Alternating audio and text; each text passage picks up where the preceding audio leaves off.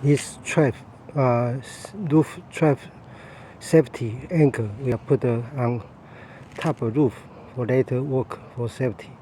So we need to take out 2 pieces of a single. Then after that put this anchor under the knee. So I will pull the nail from the under this roof. Because we want to take the roof out, the under is in a staple and hold the roof. That's the single. Okay, so I take both sides nail out already. Okay, so I can pull the one.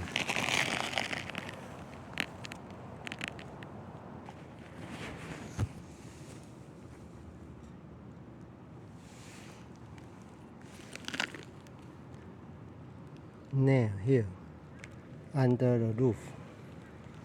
You see that? Under the roof. So the safety under the roof, single too.